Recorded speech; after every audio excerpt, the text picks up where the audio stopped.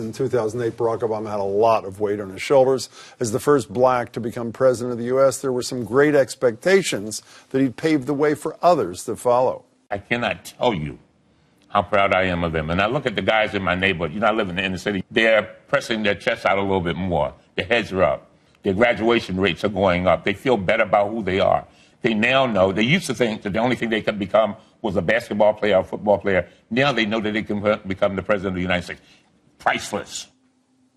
It's a sentiment being echoed by many, as Tina Martin found out when she caught up with people around town to get their take on Obama's time in office. Inside Mattapan's finest barbershop, people say they'll be glued to the television as President Obama gets ready for his final address as Commander-in-Chief. I, Barack Hussein Obama. Everyone remembers the day 8 years ago when he made history. Old folks came out of the nursing homes. People came. We were inspired. I was happy, you know, to see somebody like me in the presidency, finally. Beautiful wife, beautiful family.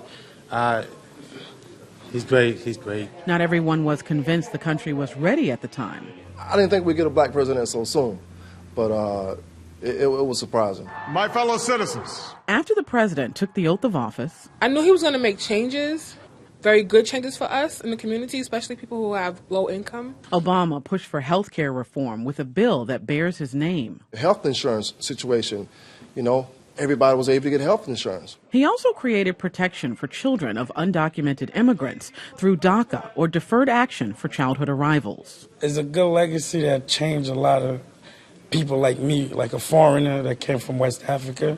I feel like I have hope. The legacy is one of a person that was a gentleman and a scholar, a coalition builder, someone who was thoughtful, someone who included the entire United States of America and the world. Obama stressed he was the president for all Americans, but there was a special power when he stood with African Americans during shootings of unarmed black men like Trayvon Martin, who was shot and killed in Florida.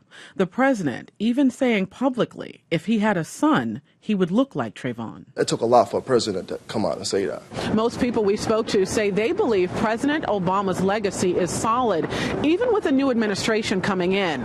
Their only disappointment is that he was not able to do more. He wasn't allowed to bring to the country what we were looking for. From what I saw, he wasn't getting the help and support that he could have got.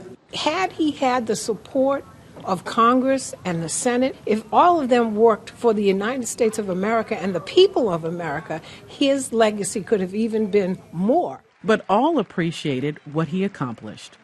Tina Martin, WGBH News.